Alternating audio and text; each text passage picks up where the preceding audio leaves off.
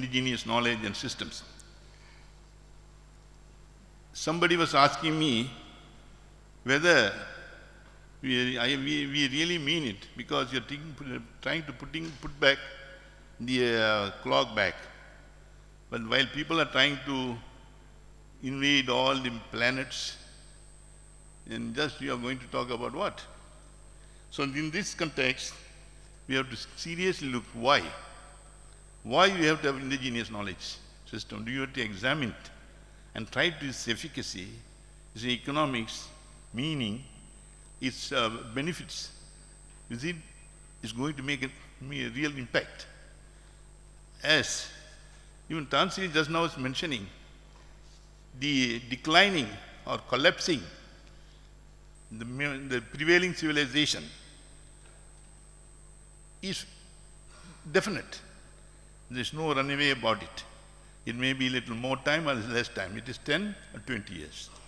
Every day you see newspapers saying that what called new bailout, new stimulation, all sorts of efforts are being done, but the thing is not being put on track. So from that situation, it's very essential to think seriously for the near future. How people are going to survive, lead their lives. That's one thing. Another thing, importantly, we have to look into that, the subjugation. I'm very encouraged today to see Dr. Abdul Halim participating in this. We all gone to very elite universities, and we have been told all the time, we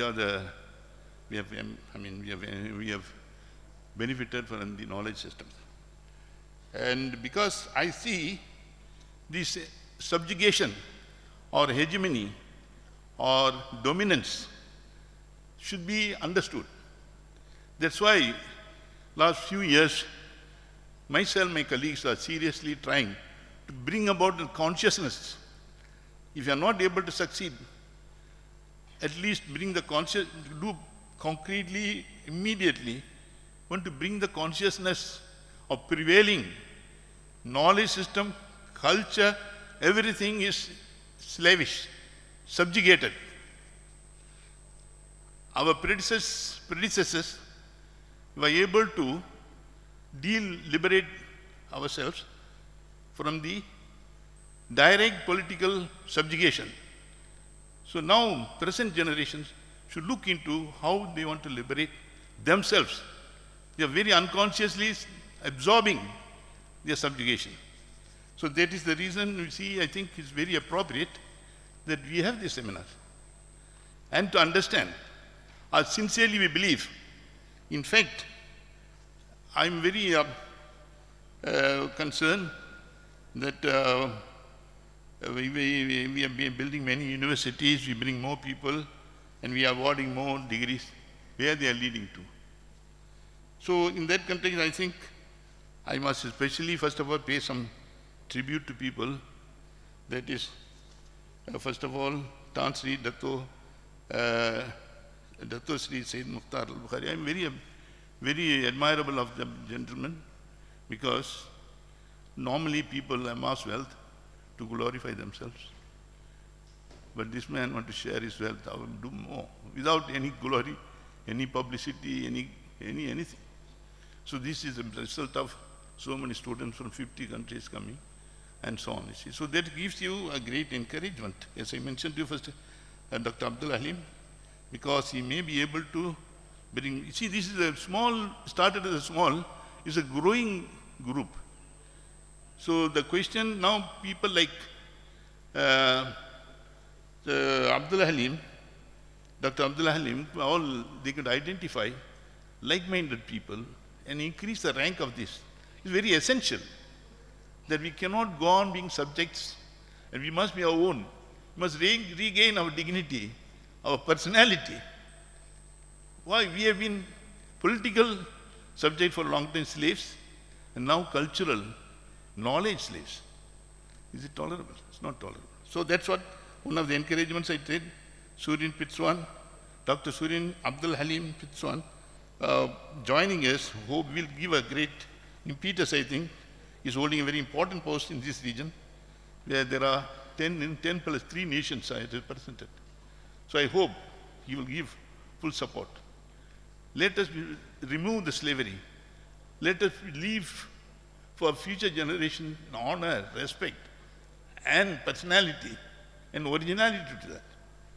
Then I must also pay a tribute to Dr. Tansri Zulkifli. He is a very encouraging person. I mean, a very special person to me, because very seldom he links with the academics. So he has been helping this movement so much. Not only that, he is fully involved. He is multitask man. Whenever I ask, he is in Cyprus or Canada or in Paris, yet he contributes an article regularly to Sunday Times. And also sometimes he writes to Edge. Apart from that, manages a big university. Now this new university is going to manage. So I was used to wonder what makes him to tick. So that is one reason I'm hopeful he will continue. I mean, support this movement to grow further. So his support is very, very essential. The other person carrying the biggest load is Claude Alvarez. Claude Alvarez, I think he says he is my gulam. I used to call him first I used to call him nephew, then he became my adopted son. Now he calls himself as a gulam. But I'm my dear nephew.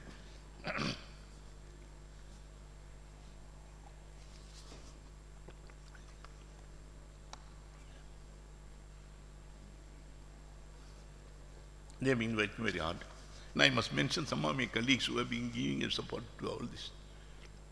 My committees, Dr. Anwar, Mahidin, Fatima, and also we have colleagues like Pogler, then you have Vinay Lal, Ashish Nandi, and many others. Now Sam Menon, many others are joining us. Hussein from Iran, Turkey, and many others are joining this group, this small movement to make it a very effective one. And also I must mention my great, I have a great pride in seeing this one indigenous man, Dr. Chandrakant Raju. I'm very proud of him, in fact. He stands up to remove the fallacy that the science is Western. And he boldly speaks, he is able to prove, he is able to contest, and so on. That makes me very happy about him, and he has joined this university. The reason is the encouragement given by Dr. Zul is very essential. So these are the really people are moving forces who are working together with me. I must be very thankful to them. And that's what I feel. The prevailing contradictions you see, people have jumped into the mass. But here we see 40 million people with food stamps in same country which spending 2 billion something, sending a mass aircraft, giving food stamps to 40 million people.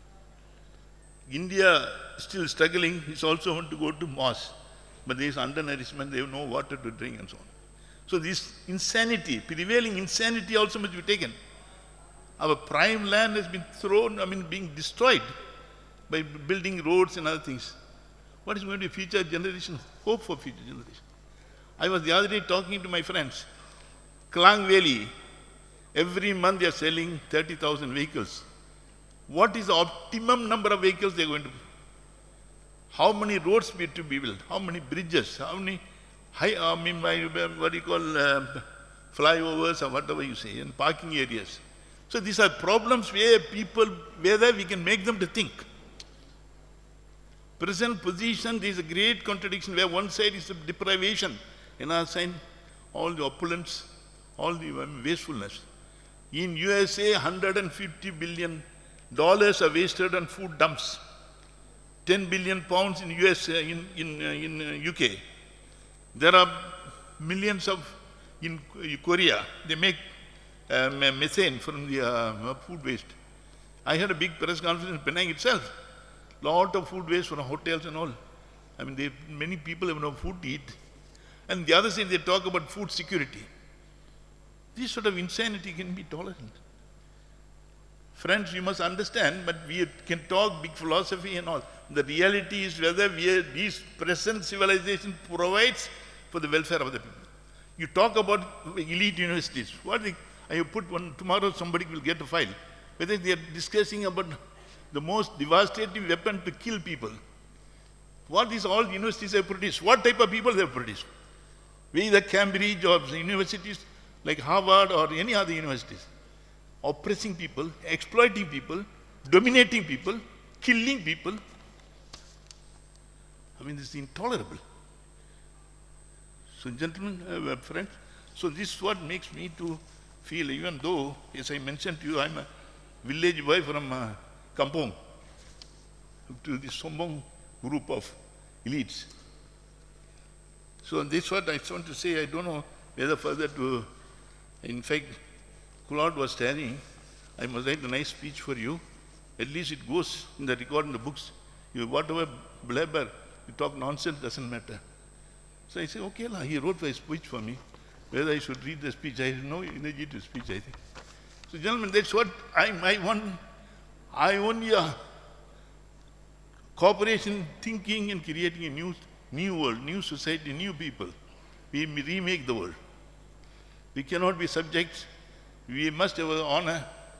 You see, same time people claiming of humanity, where drones are killing in Afghanistan, in Iraq, in Palestine, or in Somalia, and the CIA working very actively around night and left. And WikiLeaks, I mean, they talk about, very ironical, they talk about the freedom of speech. At the same time, the fellows are hiding in Bolivian embassy, I think. Equator or Bolivian embassy, I don't know.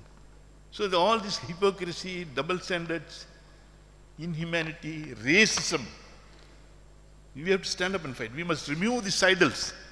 There's no hope otherwise for this world.